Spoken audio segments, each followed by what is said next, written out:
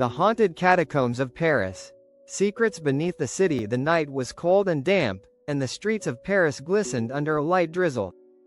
Sophie, a young history student with an insatiable curiosity, had spent months researching the catacombs of Paris. The idea of exploring the infamous underground ossuary was irresistible, despite the warnings etched into her memory. Stop. This is the Empire of the Dead. Those words, carved into the entrance, were more than a warning. They were a promise of what awaited those who dared venture too far. Sophie wasn't alone.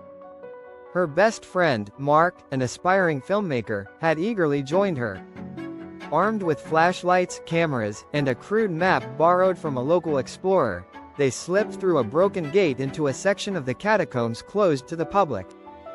Their plan was simple: document the lesser-known parts of the tunnels for Sophie's project and Mark's budding horror channel. The descent. As they descended deeper into the labyrinth, the air grew colder, and the walls seemed to close in around them. Their footsteps echoed unnaturally, the sound bouncing off the stacked bones that lined the walls.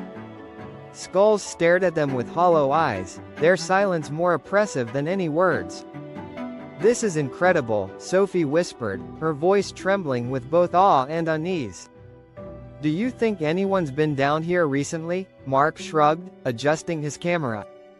"Not likely. The locals say the restricted areas are cursed. People disappear down here, Sophie." She rolled her eyes but couldn't shake the chill creeping down her spine. "It's just an old story to keep people out."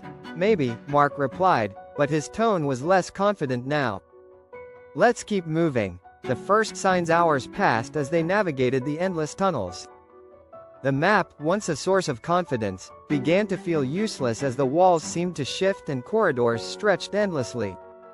The silence was broken only by the faint dripping of water and their own labored breathing.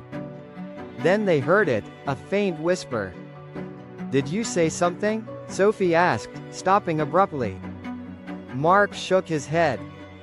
"No. Did you?" The whisper came again, faint and distant, like a voice carried on the wind. But there was no wind here, only the oppressive stillness of the underground.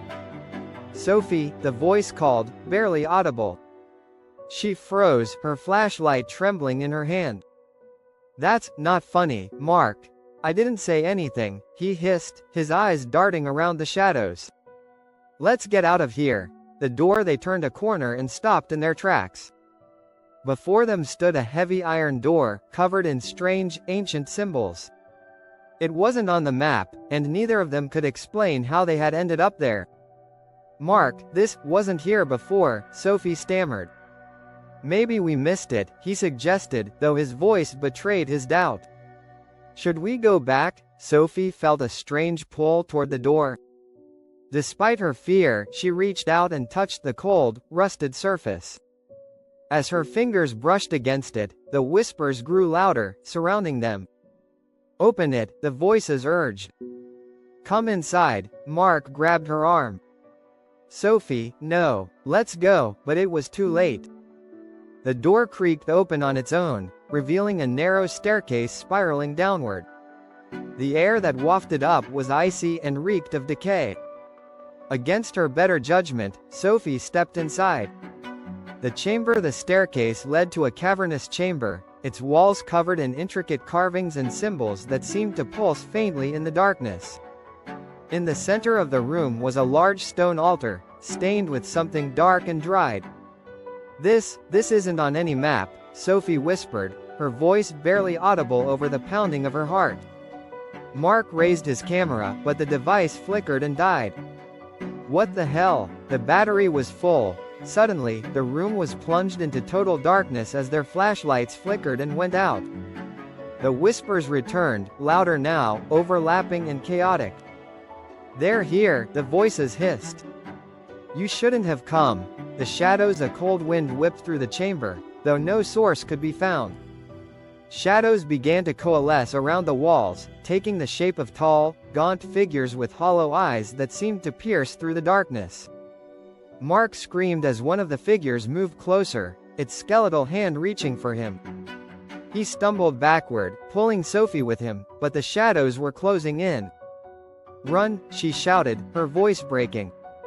They bolted up the staircase, the whispers turning into deafening wails. The shadows followed, their movements unnaturally swift. The walls of the catacombs seemed to shift and twist, blocking their path at every turn. "This way," Mark shouted, grabbing Sophie's hand and pulling her down a narrow corridor. They escaped just as they felt the shadows closing in. A faint glimmer of light appeared ahead. They ran toward it, their lungs burning and legs trembling. The light grew brighter, and suddenly, they were outside, collapsing onto the wet grass of a Parisian park. When they turned to look behind them, the entrance was gone. The catacombs had vanished, leaving only an eerie silence in their wake. The aftermath. Mark never spoke about what happened that night. He deleted the footage from his camera and refused to return to the catacombs. Sophie tried to move on, but the whispers never left her. At night, she would wake to hear her name being called, soft and distant, as if from the depths of the earth. The catacombs of Paris had claimed another secret, one that Sophie and Mark would carry with them forever. Beneath the city of light, the darkness waited, patient and eternal, for its next visitors.